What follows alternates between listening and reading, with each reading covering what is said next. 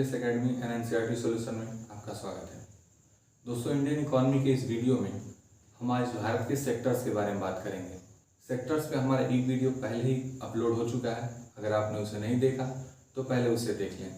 उस वीडियो में हमने सेक्टर्स क्या होते हैं, सेक्टर्स के हिसाब से हमारी इकोनॉमी को कितने आधार पर बांटा गया है और कुछ बेसिक एक्स्ट्रा चीज़ें जो हैं वो क्या क्या हैं, इन सारी बातों पर हमने चर्चा की हुई थी। अब हम लोग फटाफट से उन चीज़ों को एक बार रिवाइज करके अब अपने चैप्टर में आगे बढ़ते हैं। तो दोस्तों, हम जहाँ तक सेक्टर्स देख पाए हैं, सेक्टर्स का मतलब क्षेत्रक होता है हिंदी में, और सेक्टर्स जो होते हैं इकोनॉमी के एक वर्गीकृत रूप है। इकोनॉमी के कामों के आधार पर पहला जो सेक्टर बांटा गया है वो लोगों के कार्यों के आधार पर बांटा गया है। तो यदि सेक्टर की परिभाषा कोई पूछे या कोई पूछे कि क्षेत्रक क्या होता है, तो हम बताएंगे कि हम अपने आसपास बहुत सारे लोगों को काम करते हुए देखते हैं और उनके किए जाने वाले कार्यों के आधार पर उन्हें विशेष वर्गों में बांटा गया है।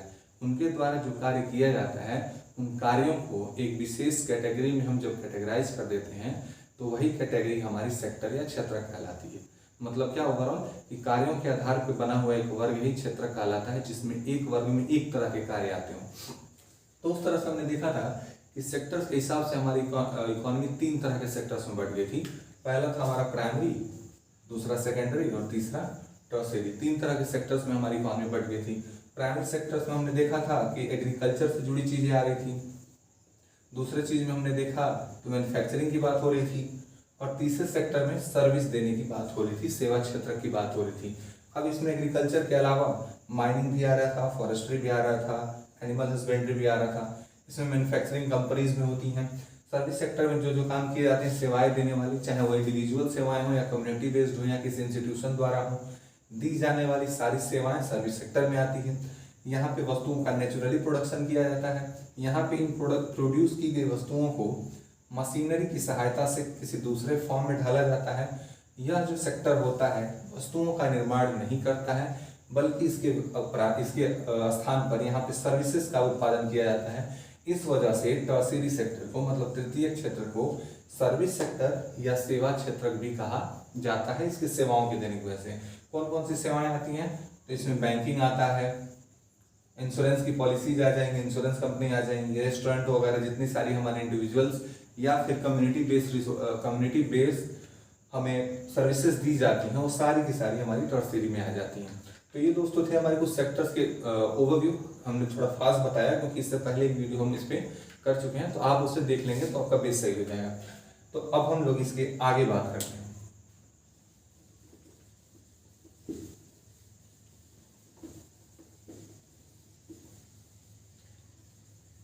तो दोस्तों, इससे अगला टॉपिक है comparison of the three sectors. अब हम तीनों सेक्टर्स की तुलना करते हैं। सेक्टर्स कौन कौन से हमने देखे हैं, प्राइमरी, सेकेंडरी और टर्शियरी।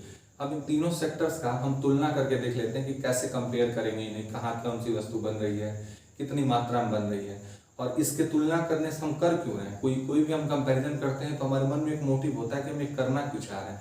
तो इस तरह के कंपैरिजन से हमें मिलने क्या वाला है, इकोनॉमी में हमें क्या हासिल होता है कंपैरिजन करके, इस पे बात करते हैं। तो दोस्तों, इसके कंपैरिजन का एक मुख्य उद्देश्य होता है, और वो होता है यह ज्ञात करना कि कहाँ से प्रोडक्शन कितना हो रहा है। बेसिकली तीनों जो सेक्टर्स हैं हमारे, वो मिलजुल के कितना प्रोडक्शन कर रहे हैं, देश को कितना प्रॉफिट दे रहे हैं, कितना ग्रोथ हो रहा है, यही सारी बातें जानने के लिए इन्हें हम कंपेयर करते हैं।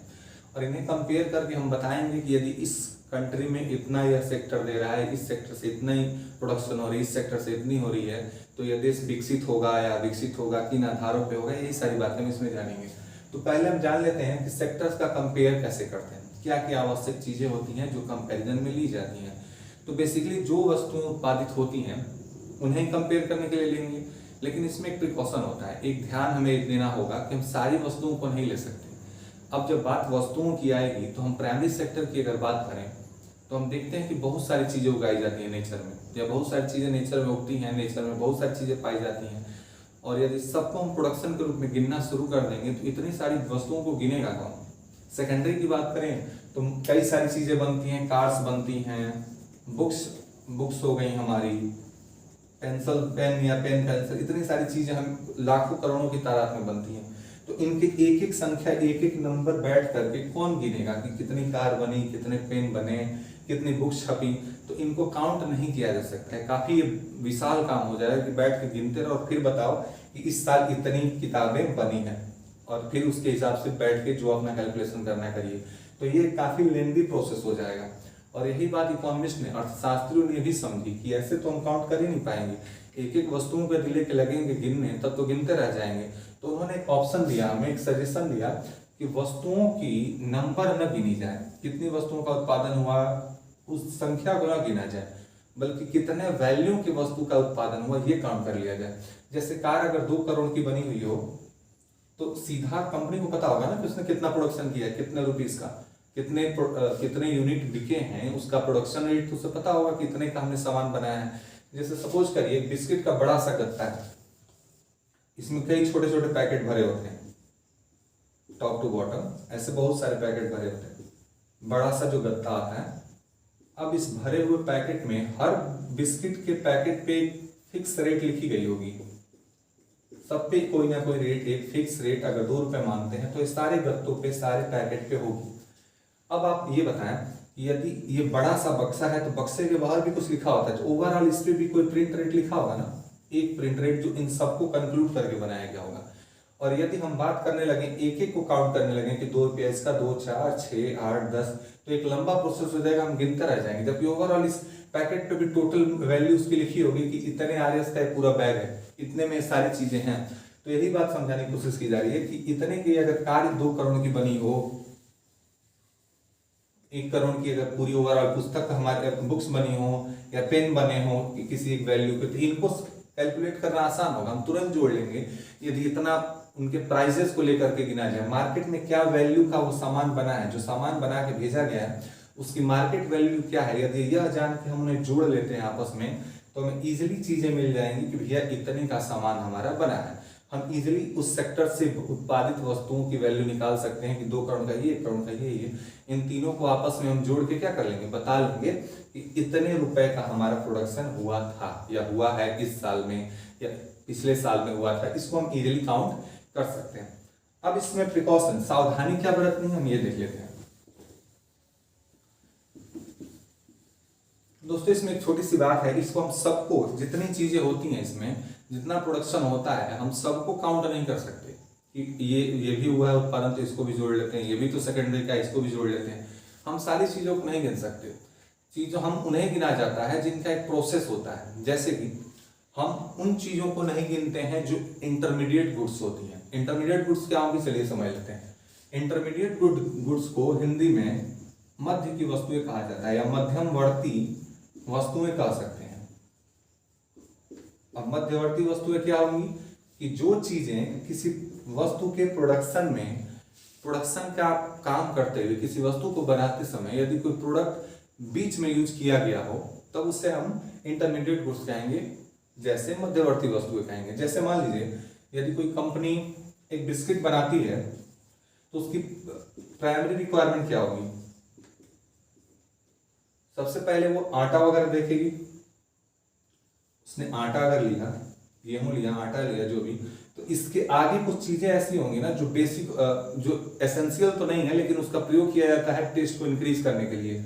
जैसे इलायची, नारियल, ये सारी चीजें उसके अलग अलग टेस्ट को इंक्रीज करने के लिए, अलग अलग वेराइटीज बनाने के लिए इनका यूज किया जाता है। ये चीजें क्या है ना, इंटरमीडिएट है, और यह जो चीज है वो प्राइमरी है। ये जो चीज है ये प्राइमरी है, और ये बीच वाली जो चीज है जिसको स्पेशल, जिसका कोई बेसिक नीड नहीं था लेकिन उसे बनाया गया है, एक यूज किया गया है एक विशेष प्रकार बनाने के लिए, एक विशेष वैरायटी बनाने के लिए, तो उसे इंटरमीडिएट गुड्स कहेंगे। अब इन सारी चीजों को मिलकर के हमारा प्रोडक्ट बिस्किट तैयार हो जाता है। अब सपोज करिए हमारा फाइनल गुड बिस्किट है, तो यदि इसके लिहाज से हम देखेंगे तो आटा हो, शुगर हो, या फिर बटर हो, नारियल हो, फिर जो भी चीजें हो, ये सब इंटरमीडिएट गुड्स हो जाएंगे, क्योंकि फाइनल प्रोडक्ट हमारे ये है। और इसके बनाने के लिए जितनी चीजें लगी हैं वो सब की सब किस में आ जाएंगी, इंटरमीडिएट गुड्स में आ जाएंगी। मतलब क्या कि एक चीज, कोई फाइनल प्रोडक्ट बनने में जितनी पीछे चीजें लगी होती हैं, जिन जिन चीजों से मिलकर बना होता है, उन सबको इंटरमीडिएट गुड्स कहेंगे। सपोज करिए, देखिए कैसे आटा जो है वो प्राइमरी सेक्टर का प्रोडक्ट है, ये आपका प्राइमरी का प्रोडक्ट है। उसके बाद जो बटर वगैरह मिलाएंगे सब प्राइमरी के प्रोडक्ट होंगे, सब के सब प्राइमरी के प्रोडक्ट हैं। अब इनको अगर अलग अलग जोड़ा जाए कि आटे का पैसा ले लीजिए, अगर हम इन सबको अलग अलग से जोड़ना शुरू करते हैं, एक फाइनल हमारा फाइनल गुड यदि हमारी बिस्किट है, यदि एक बिस्किट हमारा फाइनल गुड्स है और इसमें लगी हुई चीजों को हम जोड़ना शुरू करें, तो यदि हम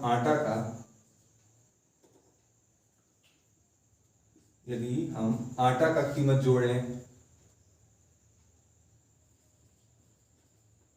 उसके बाद बीच में लगी हुई चीजें जैसे कि बटर हो गया,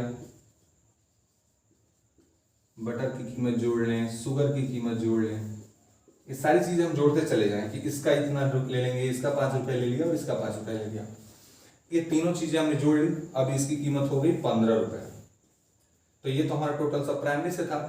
अब हमने जो सामान बनाया, जो बिस्किट बनाया, वो हमारा सेकेंडरी का है, तो उस पर भी प्रिंट रेट लिखा होगा। सपोज करिए इस पे 15 या 16 रुपया कुछ लिखा हो, तो हम इन दोनों को जोड़ लेंगे, तो हमारा टोटल प्रोडक्ट हो गया 16 और 15, इन दोनों को हम जोड़ लेंगे, तो हमारा टोटल जो प्रोडक्ट आएगा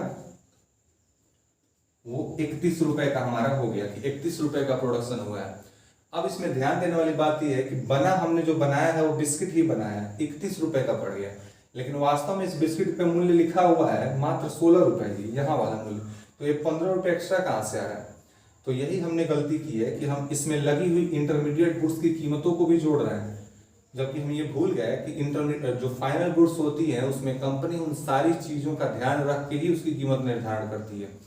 तो इस तरह से हम कह सकते हैं कि यदि फाइनल गुड्स के बाद हम उसमें लगी हुई चीजों का मूल्य अलग से काउंट करना शुरू कर देंगे तो हम गलती कर रहे होंगे। वैसे काउंट नहीं होता है, हम सीधे जो वस्तु फाइनल हमारी बनी है हम उसकी वैल्यू को ही जोड़ लेते हैं, उसमें क्या क्या लगा है उसको नहीं जोड़ेंगे। जैसे अगर ये हमारा 16 रुपए का बिस्किट है तो कंपनी ने ऑलरेडी उस पर कुछ सोच लिया होगा कि 5 रुपए हमने आटा का रखा है, 5 रुपए हमने बटर का रखा है, 5 रुपए चीनी का रखा है, 15 रुपया हो गया, और 1 रुपया कंपनी ने अपना प्रॉफिट और ट्रांसपोर्ट या फिर अपने वर्कर्स जो भी चीजें मिला करके हम सपोज कर लेते हैं 1 रुपया बढ़ाया है, और बाकी चीजें उसकी रिक्वायरमेंट वाली थी कि इतना रॉ मटेरियल लगा है तो उसके लिए इतनी कीमत हो गई। तो कंपनी ऑलरेडी इसका पैसा इंक्लूड करके ले रही है, लेकिन अगर आप अलग से इनको भी जोड़ने लगेंगे तो आप एक ही गिनती 2 बार कर रहे होंगे, जिससे आपका जो रिजल्ट आएगा वो हमेशा गलत आएगा। इसलिए कभी भी जब हम सेक्टर्स की तुलना कर रहे होते हैं और किसी एक सेक्टर में उत्पन्न या उत्पादित हुई चीजों की वैल्यू निकाल रहे होते हैं, तो हम वस्तुओं को सिर्फ उन्हीं वस्तुओं को काउंट करते हैं जो कि फाइनल गुड होती हैं, जो बनी बनाई तैयार हमारे सामने रेडी टू यूज होती हैं, जो कंज्यूमर के हाथ में वस्तुएं पहुंचती हैं मार्केट के थ्रू, सिर्फ उन्हीं वस्तुओं की वैल्यू काउंट की जाती है। ठीक है, अब इसमें यह देखना है कि इन चीजों को काउंट करके हमें मिलने क्या वाला है। अब ऐसे सपोज करिए हमने प्राइमरी से जितनी चीजें मिली, final and service, final goods जितने प्राइमरी के हुए उसको हमने लिख लिया, सेकेंडरी के जो फाइनल हुए उनको लिख लिया, और टर्सरी के जो फाइनल हुए, फाइनल मतलब फाइनल गुड्स जो बनाए जा रहे हैं, इन तीनों से जो फाइनल गुड्स बनाई जा रही हैं, सर्विसेज बनाई जा रही हैं, इनको हमने जोड़ लिया, बना लिया कि भैया देखिए प्राइमरी से इतना वस्तु बना है, सेकेंडरी का इतना रेट आया है, इतना का प्रोडक्शन हुआ है, और टर्सरी में इतने की सेवाएं अपनी है। अब इन तीनों की वैल्यू को जब जोड़ लिया जाएगा, इन तीनों की वैल्यू जो आई है यदि हम उसको जोड़ लेंगे, कितना मान लें, सपोज करने के लिए 111 1 करोड़ अगर मान लेते हैं तीनों की प्रोडक्शन की, साल भर में इन्होंने 1 करोड़ रुपए प्रोडक्शन दिया है तीनों सेक्टर्स ने, तो देश की जीडीपी, जो अक्सर हम न्यूज़पेपर में या फिर टीवी वगैरह में सुनते हैं कि जीडीपी क्या होती है, यही तीनों सेक्टर से जो साल भर में उत्पादन हुआ है उसी की टोटल वैल्यू मिलकर हमारी जीडीपी बनाती है। यहां से हमें जीडीपी मिल जाता है। जीडीपी का पूरा नाम ग्रॉस डोमेस्टिक प्रोडक्ट या हिंदी में सकल घरेलू उत्पाद होता है। ग्रॉस डोमेस्टिक प्रोडक्ट या सकल घरेलू उत्पाद निकलता कैसे है? प्राइमरी, सेकेंडरी, टर्शियरी तीनों सेक्टर से साल भर में जितने फाइनल गुड्स एंड सर्विसेज बनते हैं उनकी मार्केट वैल्यू, मतलब जो प्राइस निर्धारित की गई, जो प्राइस उनकी सिलेक्ट की गई है, उनकी वैल्यू को यदि आपस में तीनों को जोड़ दिया जाए तो जो बड़ा सा जो अमाउंट हमको मिलता है वही जीडीपी कहलाता है, जिसे हम हिंदी में सकल घरेलू उत्पाद कहते हैं। होप आपको समझ में आया होगा। कहने का मतलब है कि साल वर्ष में, किसी एक वित्तीय वर्ष में, किसी फाइनेंशियल ईयर में तीनों सेक्टर द्वारा, अर्थव्यवस्था के तीनों सेक्टर द्वारा, प्राइमरी, सेकेंडरी और टर्शियरी से तीनों जो फाइनल गुड्स एंड सर्विस उनके सेक्टर में बनते हैं, उनके योग को, उनके प्लस को ही क्या कहा जाता है? जीडीपी कहा जाता है। होप आपको ये बात समझ में आई होगी, जीडीपी क्या कहते हैं, किसे कहते हैं। अब जीडीपी से क्या लेना देना है, जीडीपी निकाल के हम क्या कर लेंगे यहाँ पे, तो ये जीडीपी ही बताता है कि आपकी कंट्री का ग्रोथ रेट क्या है या आपका लेवल क्या है, वर्ल्ड रैंकिंग में आप किस स्थान पे आते हैं।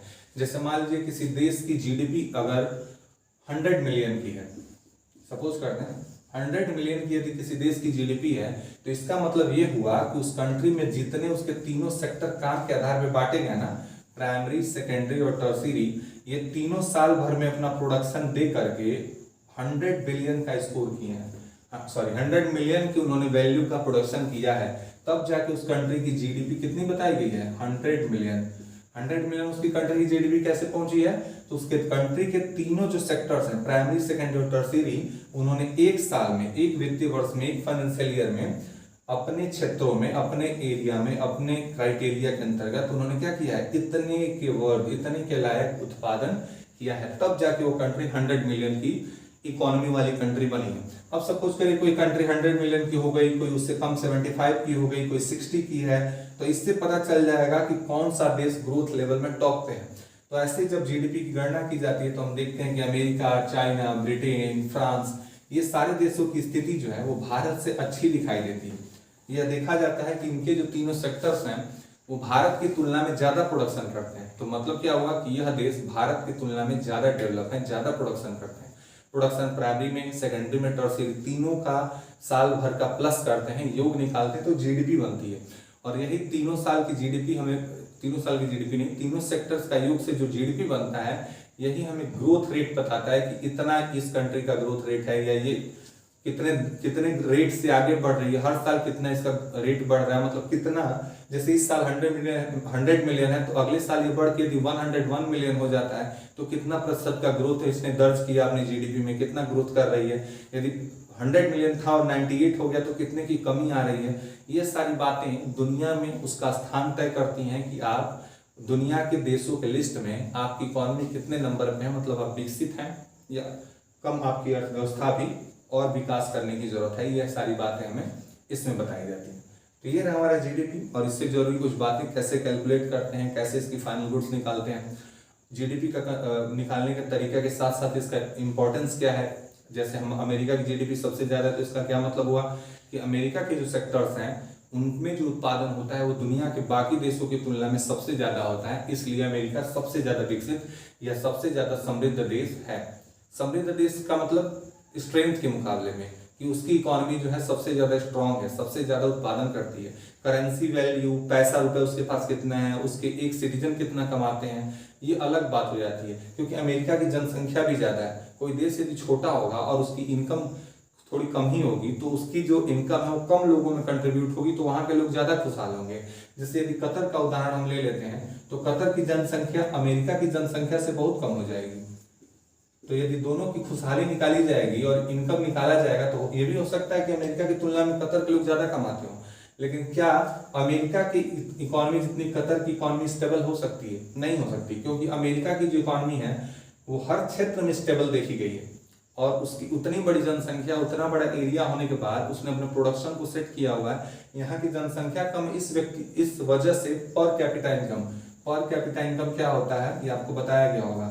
पर कैपिटा इनकम प्रति व्यक्ति आए तो बोलते हैं कि एक व्यक्ति अपना कितना इनकम कर लेता है साल भर के समय में, उसका एवरेज निकाला जाता है, लोगों के पूरे इनकम को जोड़ देते हैं और उनके पॉपुलेशन से जब डिवाइड करते हैं तो हमारा पर कैपिटा इनकम निकल जाता है। तो छोटे जो देश हैं उनका पर कैपिटा इनकम बड़े देशों की तुलना में ज्यादा हो सकता है, लेकिन उनकी जीडीपी उतनी ऊपर तक नहीं जा पाती, क्योंकि प्रोडक्शन रेट उनका हायर नहीं होता है। ये सारी चीजें हैं इससे जुड़ी हुई।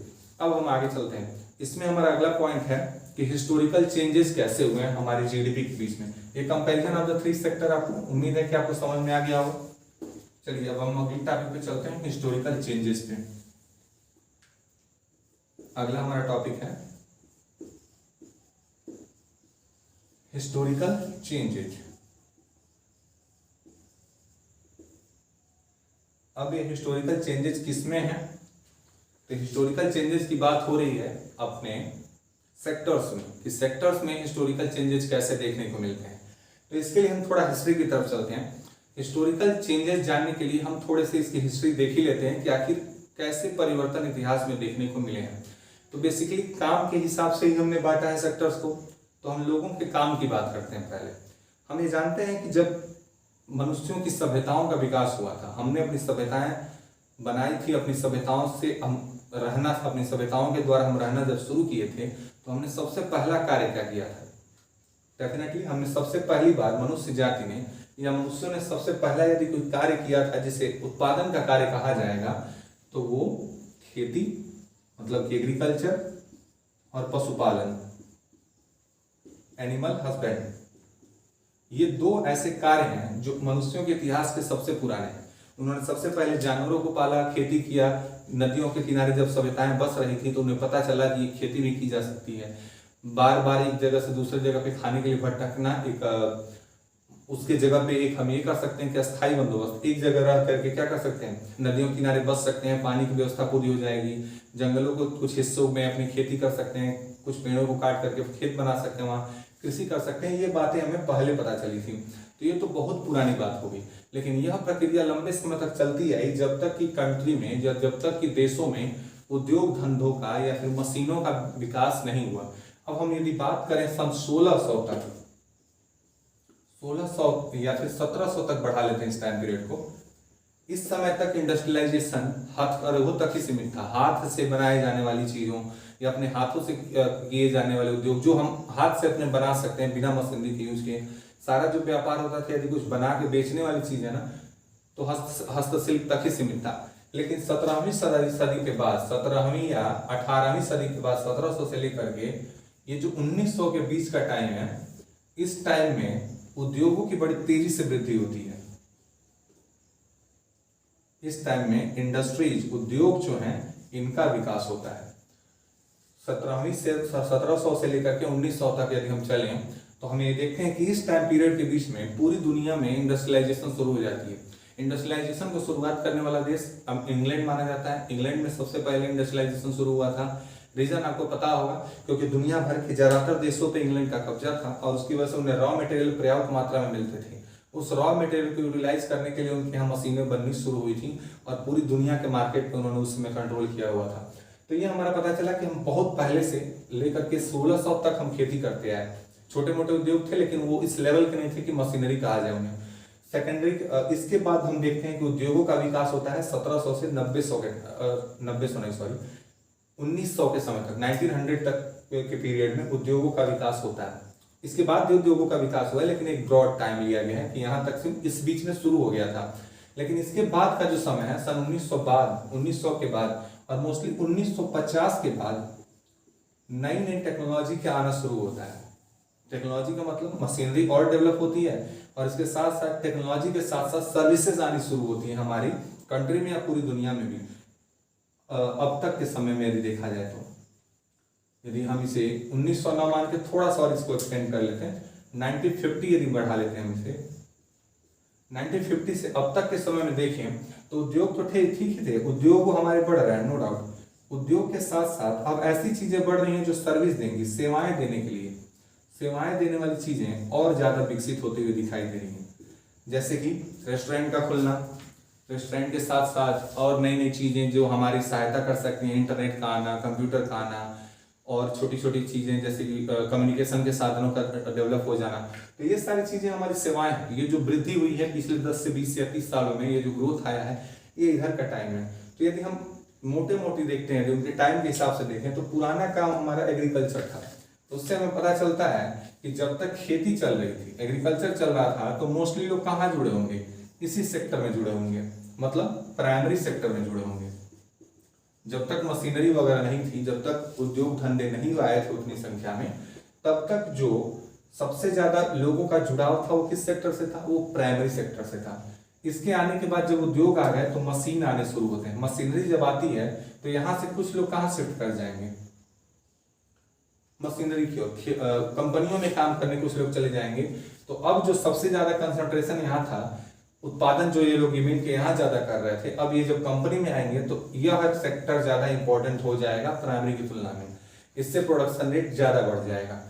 अब इसके बाद फिर 100 साल बढ़ते हैं, फिर कुछ लंबा समय बीतता है तो हमें पता चलता है कि टेक्नोलॉजी की वजह से छोटे मोटे कार्य ज्यादा होने लगे हैं, मतलब सेवाएं देने का काम ज्यादा होने लगे हैं। हम अपने आसपास भी देखें तो हमारे आसपास के क्षेत्रों में कंपनियां भले ना हो, लेकिन सर्विस सेक्टर के लोग ज़्यादा जुड़े हो सकते हैं। जैसे किसी की दुकान हो सकती है, कोई स्कूल खोल के बैठा हो सकता है, किसी के हॉस्पिटल्स हो सकते हैं, किसी का रेस्टोरेंट हो सकता है, किसी का ट्रांसपोर्ट का काम हो सकता है, किसी का टूरिज्म का काम हो सकता है, जो आपको लेकर के एक जगह से दूसरे जगह घुमा के लाता हो, अपनी व्यक्तिगत सेवाएं दे सकता हो। कोई टीचर होता है, कोई कॉबलर होता है, मतलब हर तरह की सेवाएं देने के काम सबसे ज्यादा सोसाइटी में देखने को मिलते हैं। तो लंबे समय के बाद अब जो सेक्टर का रुझान था, जो सेकेंडरी की ओर था, अब वो बढ़ के कहाँ चला आता है, अब वो टर्शियरी सेक्टर की ओर चला आता है। तो इससे हमें समझ में आता है कि हिस्टोरिकल चेंजेस का मतलब क्या होता है। हिस्टोरिकल चेंजेस यहाँ बताता है कि समय बीतने के साथ साथ हर 100 सालों में यह देखने को मिला है कि सेक्टर्स का जो रुझान है, जो लोगों का जुड़ाव है, जो उत्पादन का स्तर है, वो दूसरे की ओर शिफ्ट हो गया है। मतलब 300 साल पहले तक यदि हम जाकर देखें तो हमें पता चलेगा कि लोग खेती ज्यादा करते थे। उसके बाद हम आए तो हमें पता चलेगा कि उत्पादन जो है अब सेकेंडरी में लोगों का ज्यादा है, ज्यादा लोग सेकेंडरी से जुड़ना चाहते हैं। उसके बाद वर्तमान स्थिति देखें तो ज्यादातर जुड़ाव जो है वो टर्शियरी सेक्टर के प्रति है। अब यहाँ एक बातें समझने वाली हैं कि जुड़ाव का क्या मतलब है। यदि भारत की बात की जाए तो आज भी सर्वाधिक लोग खेती से ही जुड़े हुए हैं। तो ये डाटा क्या कहता है कि टर्शियरी सेक्टर में जुड़े हुए लोग, फिर तो कंट्रास्ट हो जाएगा कि भारत में तो अभी भी लोग सबसे ज्यादा खेती ही करते हैं। तो ये क्या बता रहे हैं, तो इसे समझने के लिए हम एक और बात जान लेते हैं। ये जो हमारा डिटेल था कि चेंजेस जो हो रहे हैं वो सिर्फ लोगों की अपॉर्चुनिटी को लेकर था, प्रोडक्शन को लेकर के था कि कहाँ प्रोडक्शन बढ़ता है। खेती के क्षेत्र की यदि बात की जाए, एग्रीकल्चर की हम बात करते हैं, तो एक इसमें समस्या पाई जाती है बेरोजगारी की। एग्रीकल्चर में एक ऐसी समस्या पाई जाती है जिसे हम हिडन अनएम्प्लॉयमेंट कहते हैं, छिपी हुई बेरोजगारी कहते हैं। अब छिपी हुई बेरोजगारी क्या होती है, सपोज करिए कि आपके परिवार में 10 मेंबर हैं और उनके पास 1 हेक्टेयर की जमीन है। 1 हेक्टेयर की जमीन है, 1 हेक्टेयर। अब इस हेक्टेयर में ये 10 लोग काम करते हैं, क्योंकि इनके पास कोई दूसरा बिजनेस नहीं है या फिर कोई बाहर काम नहीं करता है। तो जाहिर सी बात है, घर है तो मदद करने के नाते ही ये खेत में जाएंगे और अपना काम करेंगे। एक रोजगार प्राप्त व्यक्ति को, एक काम करने वाले व्यक्ति को जो रोजगार पाया हुआ है, उससे उम्मीद की जाती है कि दिन का 8 घंटा वो काम करेगा। 8 घंटे के हिसाब से यदि 10 लोग काम करें तो बहुत हो जाएगा। इस 1 हेक्टेयर की जमीन के लिए 3 लोग पर्याप्त हैं। 3 नहीं तो यदि 4 भी हम रख लेते हैं तो 4 लोग मिल करके यदि 8-8 घंटा काम करें तो इस 1 हेक्टेयर की भूमि को बेहतरीन ढंग से खेती के लायक बना लेंगे, खेती करके अच्छा प्रोडक्शन कर लेंगे। 4 लोग जुड़ गए तो बाकी के 6 लोग यहाँ क्या कर रहे हैं, बाकी के 6 लोग भी काम करते हुए दिखेंगे। आप सड़क से टहलते हुए निकलेंगे तो वो लोग भी कुदाल लेके कुछ ना कुछ कर रहे होंगे। लेकिन इन 6 लोगों की एक्चुअल कंडीशन क्या है, ये क्या कर रहे हैं, उनके रहने न रहने से क्या फर्क पड़ रहा है वहां पे। तो ये पता चल रहा है कि ये वहां काम करते हुए दिखाई तो दे रहे हैं, लेकिन इनकी प्रोडक्टिविटी जो है वो 0 है। इनके रहने ना रहने से उस खेत में कोई फर्क पड़ने वाला नहीं है, क्योंकि खेत की रिक्वायरमेंट जो है, खेत में जो रिक्वायरमेंट है वो सिर्फ 4 लोगों की है। तो किन्हीं 4 लोगों का काम सार्थक होगा, बाकी के जो 6 लोग हैं ना, ये 0 प्रोडक्टिविटी वाले हैं। इनके ना रहने से कोई फर्क नहीं पड़ेगा। तो भारत में आज जो सर्वाधिक लोग खेती से जुड़े हुए हैं उनके साथ यही सिचुएशन है। ये लोग काम तो करते हुए दिखाई देते हैं, दूर से देख के लगेगा कि हाँ लड़का बहुत काम कर रहा है खेत में, बहुत मेहनती है, लेकिन उसकी प्रोडक्टिविटी 0 है, क्योंकि उससे ज्यादा जितने की जरूरत है उससे ज्यादा लोग वहां पे जुड़े हुए हैं। इस वजह से आज जो भारत में 50-55% जो जनसंख्या खेती से जुड़ी हुई है, उनकी प्रोडक्टिविटी सबसे ज्यादा कम देखी जाती है देश की जीडीपी के निर्धारण में। आज जो देश की जीडीपी है उसमें सबसे ज्यादा लोगों का जो जुड़ाव है वो प्राइमरी सेक्टर से। आज भी लोग पुराने जमाने की तरह अभी भी हमारे देश में लोग प्राइमरी से ही जुड़े हुए हैं। किस लिहाज से, रोजगार प्राप्ति के लिए, एम्प्लॉयमेंट के लिए। सबसे ज्यादा लोग रोजगार कहां से प्राप्त करते हैं, हमारे प्राइमरी सेक्टर से पाते हैं। उसके बाद लोगों को रोजगार टर्शियरी से ज्यादा मिलता है, और उसके बाद लोगों को रोजगार हमारे सेकेंडरी सेक्टर से मिलता है। पीटीएस अगर हम रखना चाहें, लोगों को रोजगार का जो क्रम है वो सबसे ज्यादा भारत में प्राइमरी रोजगार देता है, उसके बाद टर्शियरी देता है, उसके बाद सेकेंडरी सेक्टर लोगों को रोजगार देने का काम करता है। ये हमारा रोजगार का क्रम हो गया कि कितने लोगों को ये लोग रोजगार देते हैं। एक बार और जान लें कि प्राइमरी सेक्टर देश में आज भी सबसे बड़ा रोजगार देने वाला क्षेत्र है। उसके बाद टर्शियरी सेक्टर आता है, लास्ट में मैन्युफैक्चरिंग सेक्टर मतलब सेकेंडरी सेक्टर आता है। जीडीपी में अब कंट्रीब्यूशन की बात करते हैं कि भैया कितने लोग, ये मतलब हम एक ले लेते हैं यहाँ पे एम्प्लॉयमेंट की बात करके डिटेल लिख लेते हैं। ये हो गया हमारा एम्प्लॉयमेंट का डिटेल। इसमें हमने ये लिख लिया कि प्राइमरी सबसे ज्यादा देता है फर्स्ट, उसके बाद टर्शियरी हमारा हो गया सेकंड, और उसके बाद ये मैन्युफैक्चरिंग हो गया थर्ड। ये एम्प्लॉयमेंट के अकॉर्डिंग है। अब हम बात करते हैं जीडीपी में कंट्रीब्यूशन।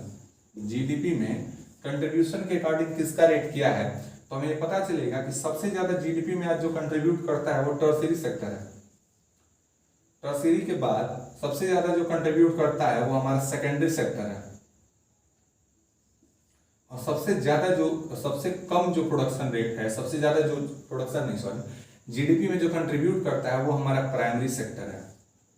तो अब जो प्राइमरी सेक्टर रोजगार में सबसे ज्यादा लोगों को अपने साथ लेकर बैठा हुआ था, सबसे ज्यादा मैन पावर जो था यदि प्राइमरी के पास था तो उसका कंट्रीब्यूशन भी तो सबसे ज्यादा होना चाहिए देश की जीडीपी में, लेकिन ऐसा नहीं होता है। और क्यों नहीं होता है, रीजन मैंने भी आपको बताया कि लोग ज्यादा जुड़े हैं, प्रोडक्शन जीरो है, कोई फायदा नहीं उनके लगे रहने से, क्योंकि उनके जो कार्य है उसका कोई निष्कर्ष निकलता नहीं है, क्योंकि जितने आवश्यकता है उससे ज्यादा लोग जुड़े हुए हैं। इस वजह से लोगों के ज्यादा जुड़ाव के बाद भी प्राइमरी सेक्टर हमारा जीडीपी में सर्वाधिक योगदान नहीं दे पाता है। ये हमारे दो डिटेल हो गए, एम्प्लॉयमेंट और जीडीपी के हिसाब से। एम्प्लॉयमेंट सबसे ज्यादा प्राइमरी, और सबसे कम ग्रोथ रेट है, सबसे कम जो उसका जीडीपी में कंट्रीब्यूशन है वो भी प्राइमरी का ही है। तो ये कुछ जरूरी चीजें थी जो हमें बताएंगी कि कंट्रीब्यूशन क्या है और जीडीपी के निकालते कैसे हैं, चीजों को कंक्लूड कैसे करते हैं। इसके बाद की जो इंपॉर्टेंट चीजें हैं, जो और कुछ इसकी बाकी के जो सेक्टर्स के डिवीजन है कि ये हमारा काम के आधार पे बटा हुआ सेक्टर था। काम के अलावा जो सेक्टर्स के तरीके बनाए गए हैं कि किसके आधार पे सेक्टर्स कई तरह से बांटे गए हैं, यदि हम आपको बताएं तो इसमें ये तो हमारा था जो सेक्टर पहला हमने पढ़ा, वो सेक्टर हमारा वर्किंग लोगों के काम के हिसाब से था कि कौन कौन सा काम लोग करते हैं, उसके हिसाब से बटा हुआ सेक्टर था।